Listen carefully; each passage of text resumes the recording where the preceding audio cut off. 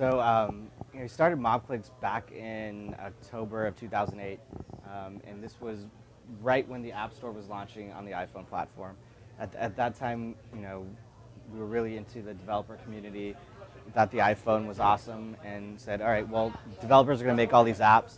How are they going to know who's downloading them, what people are doing with them, where the users are coming from? We had insight that Apple was not providing developers any details around any analytics on the app. So you'd make an app, put it up on the App Store, and then once a week you'll know how many downloads you got. Things have obviously changed since that time, but very quickly we realized that developers couldn't care less about analytics. All they cared about was making money, and so there's no way they're going to pay for analytics. They didn't even want to talk to you unless you were giving them something free or telling them how to make money. And so at that time we partnered with Quattro, and we went ahead and we said, let's basically take the ads that you're serving on mobile web applications and let's run them on applications across the App Store. Basically, it's a display banner, so the little square banners that you see on the apps, and we started going down that model, and then we said, well, why just one ad network? Let's get more ad networks in the mix, and we started integrating, up to 40, 50 ad networks that we have today, and we have these ad networks basically competing for every ad request that happens. So today, what we do is every time there's an ad request from an app, when you open an app and you see the little square, that's basically an ad request that's getting sent out. We'll hold a mini auction, like an eBay auction, and say, here's all the information we know about this particular user. We know it's a sports app. We know what location they're coming from, how much time they've spent here, whatever data that we have, and we'll say who wants it, and then people bid on it in real time. It's what's known as real-time bidding. And what it ends up doing is it allows advertisers to go after the type of audiences that they're really interested in, and it allows publishers to make as much money as possible.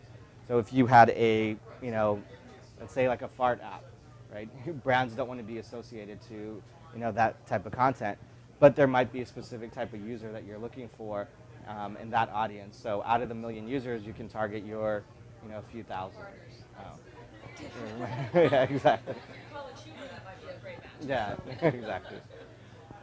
So I mean, I think the way things have definitely evolved in the advertising space. A lot of stuff started in SMS marketing. You'd send an SMS and you'd get an ad attached to the end of it.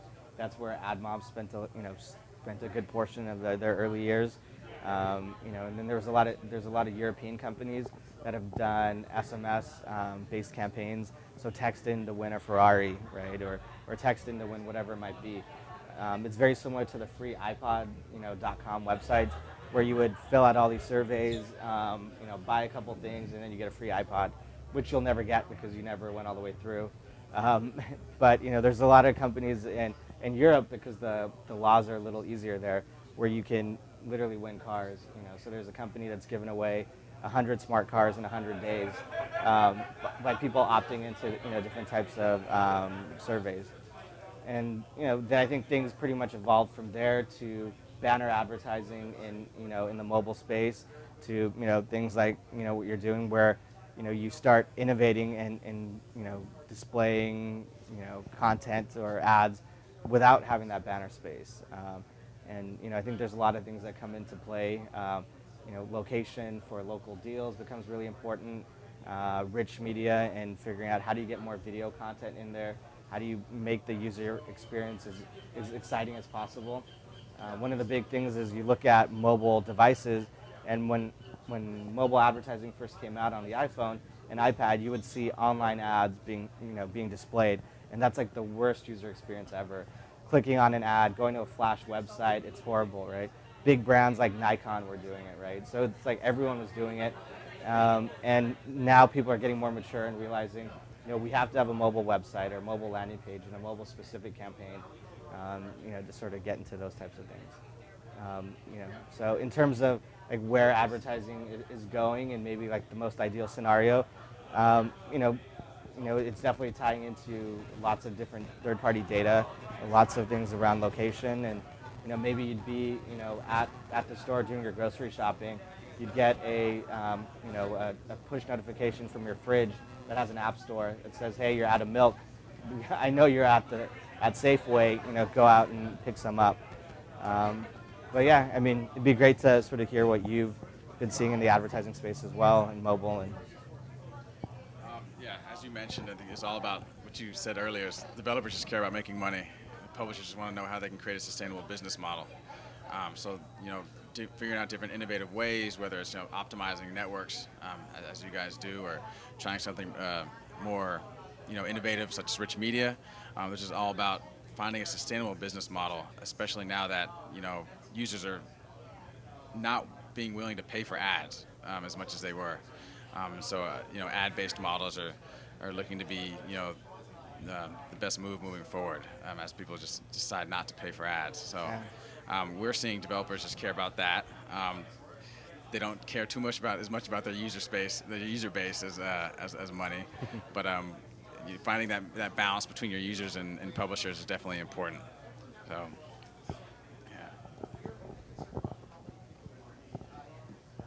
Hey, how's it going? So this might be a too granular of a question for you, but a lot of people here are in a space where they're targeting businesses with their advertising.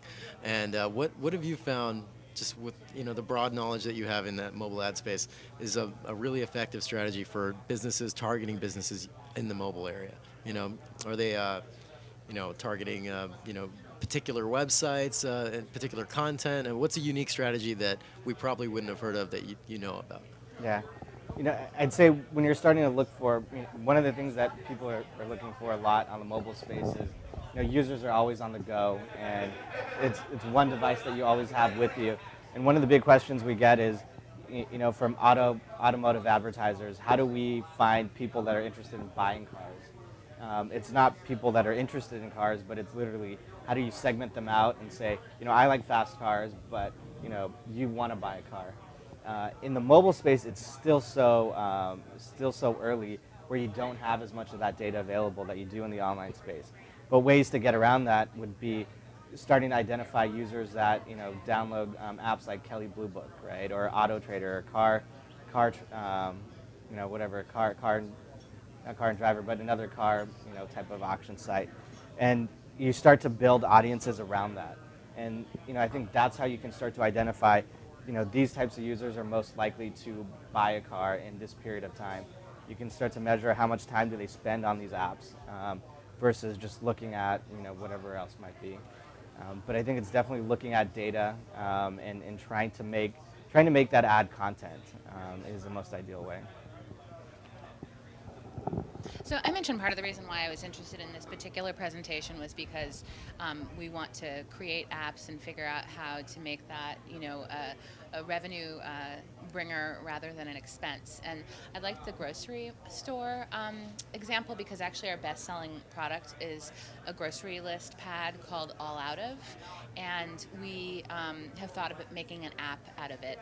And I wonder, doing a free app with advertising versus doing a paid app, are people offended by advertising if it's a paid app? And then how would a company like us contract with an advertising company? Is that something that they have to choose you, or et cetera? Sure, yeah, so those are all great questions. I guess the first question is, do you make your app paid or free? Coming from an advertising background, I'm going to say, going down the free route is always the best sort of result. But it doesn't have to be completely free, right? On the paid side, if it's a paid app, you usually don't run ads in there. I think there's been maybe one or two apps, that CNN, that charged you $1.99 for a paid app and still ran ads in it. But otherwise, you typically won't see ads in paid apps. On the free side, you can go ahead and the reason you make the app free is to try to get as wide of an audience as possible. And then you can go ahead and say, all right, who are my most loyal users, and how do I entice them to spend more money? So, if you have ads running on your app, you start to generate revenue from everyone. And now you can go ahead and say, well, here's additional features that my most loyal users would be interested in spending money for. And then you can start to do things like in-app purchasing and charge them 99 cents for each type of, each level in a game or whatever it might be. Additional features. And I think that model has worked really well for a lot of app developers is being able to leverage both sides of that.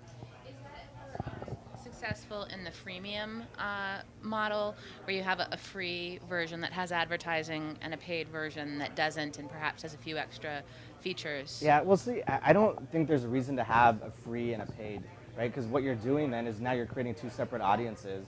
You've got to market to the paid audience, and you've got to market to the free audience. And I think it's just too much work. It's better to have one audience that you can upsell to. So if you have, all 1,000 of your users on the same app, you can go ahead and, send them push notifications or updates and, things like and doing to basically go ahead and say, here's additional features that you might have or might be interested in, and try to get them to, basically try to re-engage people when they stop using your app, and then say, hey, well, here's additional content that you can go ahead and get, rather than the paid app. Once they download it, that's it, right? It's going to be a lot harder to upsell a paid person, additional in-app purchasing. The contracting with an ad agency. Mm-hmm. So what you would do is there's quite a bit of ad networks out there that specialize in mobile. There's guys like Millennial Media, JumpTab, AdMob that was acquired by Google. There's endless amounts, and you basically go sign up with one of them, and they'll give you a piece of code to integrate into your application, and then you can go ahead and get ads that way. You can negotiate rev shares directly with them, and you would own that relationship. That's where people like Mobclix come into play, is saying, hey, we'll handle that for you.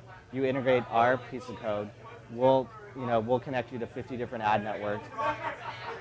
Yeah.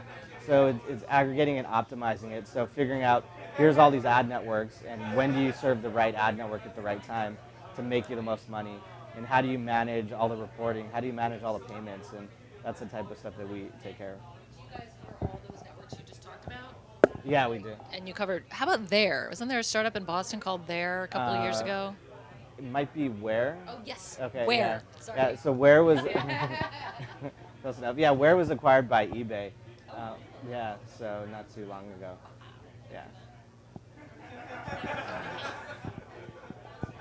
So I was curious because you have massive amounts of data on everything and everyone at this point. What are the more interesting things you've noticed? Or for example, something like Android and iPhone users. Is there a huge difference in the value between those two? Is one more international, but are iPhone users still more valuable? What have you seen other than that? Yeah, too? so I'd say generally speaking, when you split, iPhone and Android, one of the ways we calculate ad revenue is by ECPM. That's just effective CPM. ECPM. So the ad, yeah. Oh, effective CPM. So CPM is cost per 1,000 impressions. An impression is every time you see an ad. So it's, for every 1,000 times you see an ad, you'd pay a certain dollar amount. And so that's the easiest way, because you can do cost per click or cost per impression, and you need a way to sort of level the playing field, and that's where they come up with the term ECPM. On our end, iPhone tends to be, have a higher ECPM across the board than Android, but it could be just that the brands are more familiar with iOS and iAd and things like that. There's an overflow there. I know you focus on, strictly Android. Is there any reasons you didn't get into iOS? Yes, you touched on some of the reasons earlier on the restrictions in the market, and how they, how our ad units delivered on Android actually would not work the same on an iPhone. The push notifications on the iPhone actually interrupts the service of the phone and comes up as more of like a pop-up. Whereas on Android, the push notifications come more passively at the top of your screen, and you can view it when you want to. That's basically the reason, as well as the restrictions that are on Apple are a little different than Android. Do you see a lot of advertisers that you work with say, hey, can we run on Apple or iOS? And can we tell on who? No, these just run on.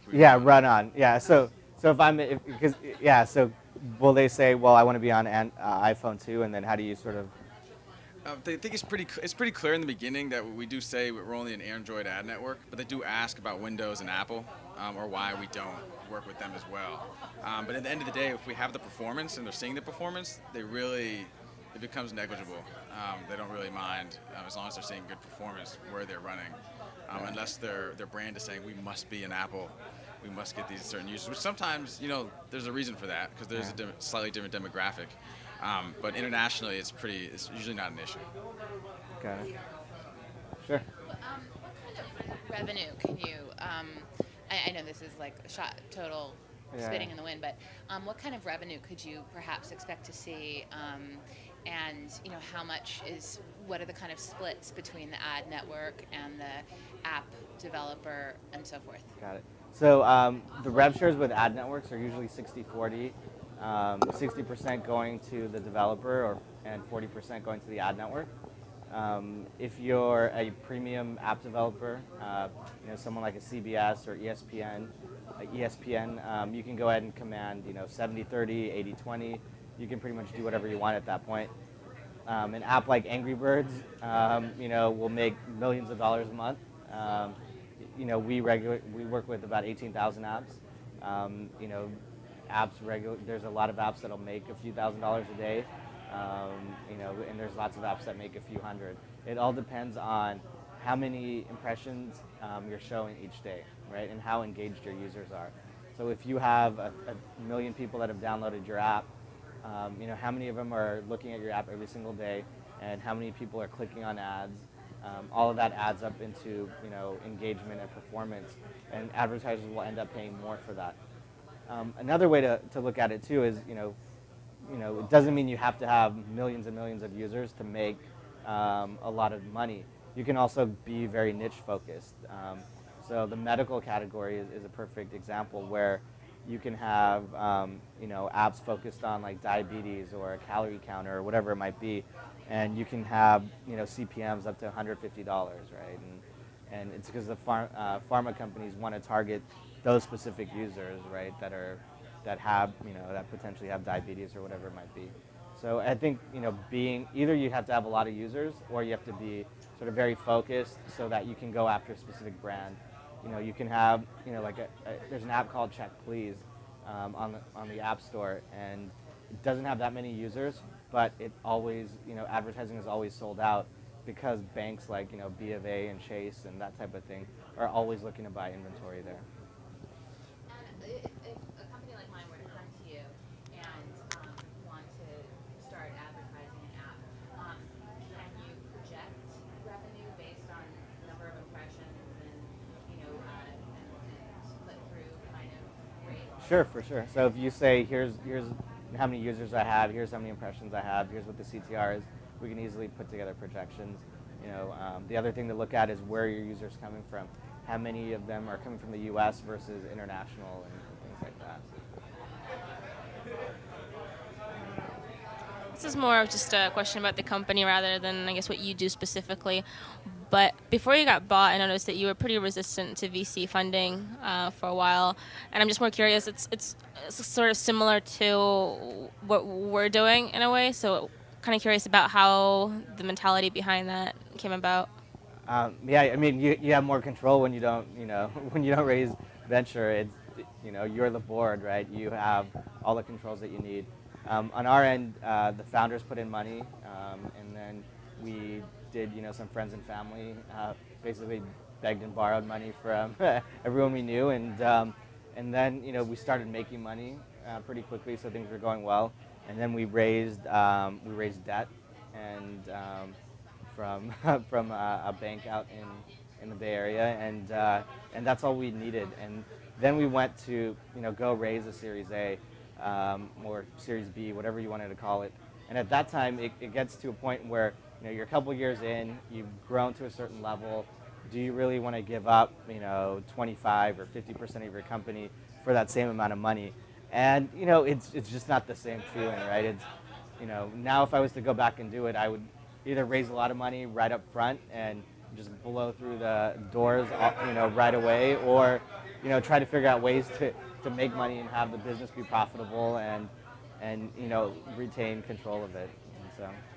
And then when you have options to go out and exit, right? We were bought.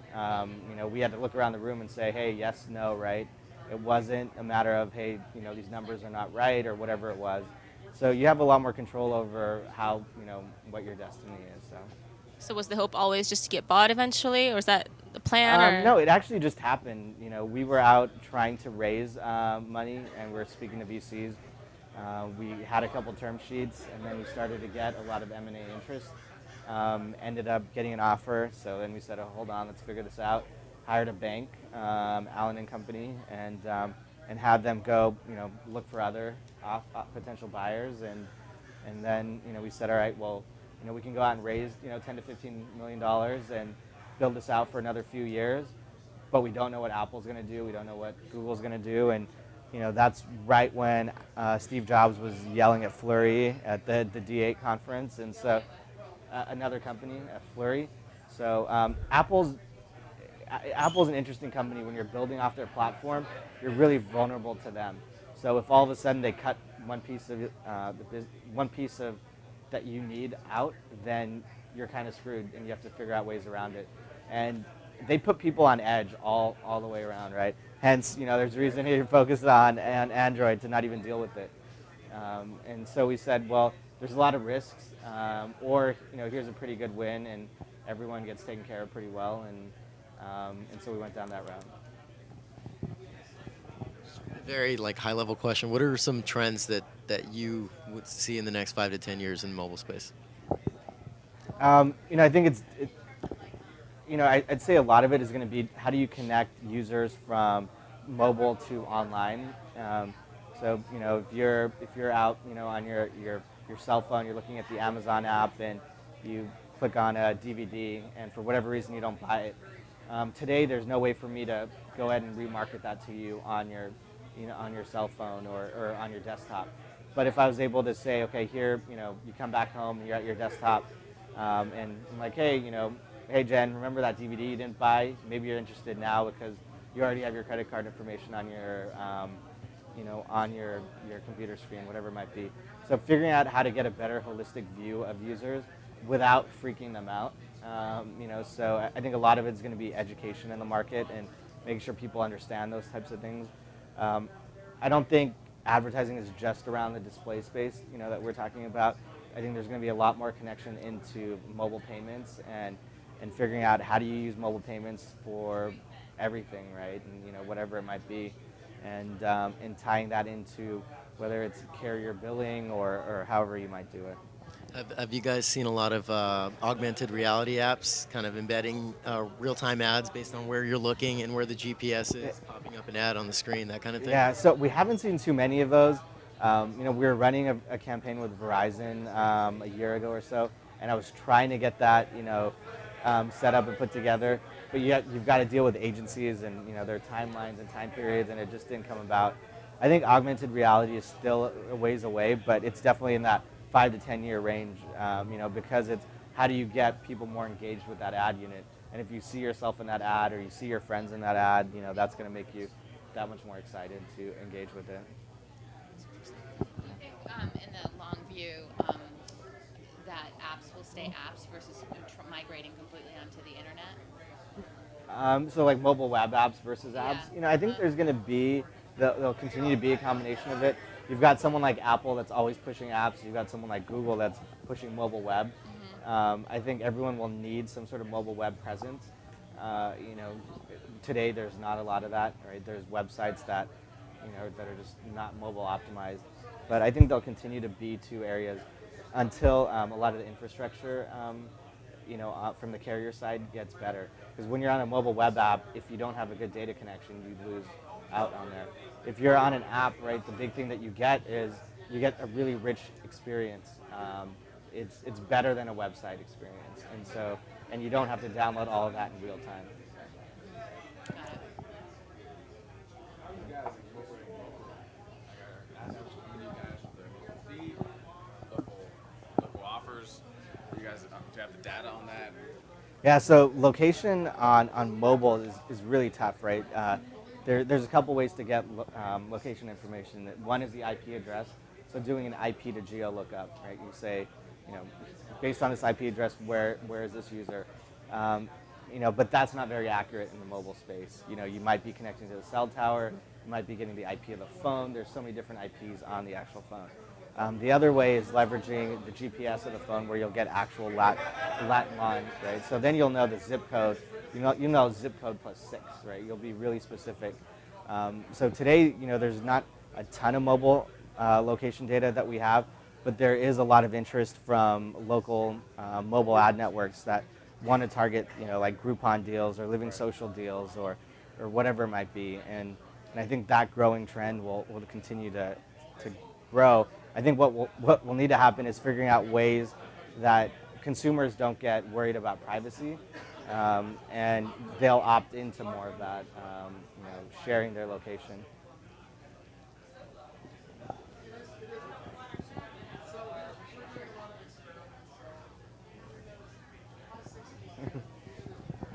So you touched on this earlier, but how worried exactly are people that whatever apps they create, if it's a really great idea, that Apple will eventually just undercut that idea? I mean, it happens all the time. It just happened where Apple, without telling any of the Verizon, AT&T, any other networks, iMessage came out and sort of text messaging is now not, you don't really have to necessarily pay your carrier to do it.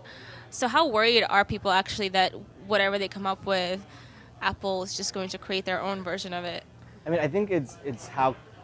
I think the question is to survive, you've got to be able to adapt quick enough, right? So, yeah, there's a lot of apps that deal with text messaging on that compete with iMessaging.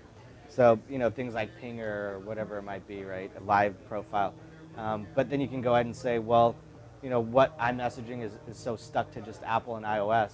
And these guys, like Live Profile, et cetera, can open it up to Android and Windows and BlackBerry.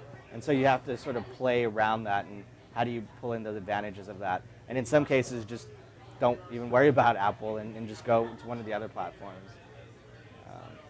So. Do you have any platform preferences? I mean, in terms of devices that I use, I have an iPhone and an iPad, but I have a Verizon. So those are all on AT&T. Then I have a Verizon BlackBerry that I use to actually make calls when I'm driving in the Bay Area, because you don't deal with drop calls and sort of going back and forth. So within the company, are there any preferences in terms of the platforms that you're working with? I guess Yes. Apple's harder. Yeah, but so if you're talking about what platform should you go out and start building right off the bat, I would definitely say Apple and Android. They're both like 50-50 right now. So you should definitely do both if you're going to build an app at all. Yeah, I mean, you could start with one and go, and then migrate to the other. I personally would probably say, just go down the Apple route initially. I don't know if you'd say Android. Okay. We work with Android for international regions because we can create a dent in performance there. As you said, you see a higher CPM with iPhone. Yeah. With the iPhone, we can create so much more for Android when they're seeing such lower CPMs. The iPhone infrastructure is obviously there, I think, in the beginning to start there and then move to Android. Right. If you're going internationally, though, I don't know if that's a concern. Yeah, that's the only reason I would say considering Android right now. Other than that, it's 50-50, and iPhone has a pretty good infrastructure set in place. So. One of the other interesting things that are happening now, there's a lot of game developers that will try to push out one version of an app that will run on all the different platforms, right? So, yeah, so there's there's companies that specialize in saying, here, I'll build your app, and they'll export it to iOS or Android or whatever. Yeah, right now. So I mean, there's a company called like NG Moco. They're like a Zynga in mobile, and they built their own OS on top of Android and or on top of mobile web, I should say. So when a developer pushes out an app once, it can run on an Android phone or an iPhone or a Windows phone because it's running on mobile web. A friend of mine once commented that somebody said, in tech we're at the Model T Ford kind of stage, and he said actually with the Model T Ford all the parts were totally interchangeable, and that where we are is we have all these compatibility issues, and so we have the opposite problem right at the beginning. And I thought that was just interesting. It really made it clear to me. I think that's all we have time for the session. So let's give a hand for Krishna. Thank you. Thank you. We're gonna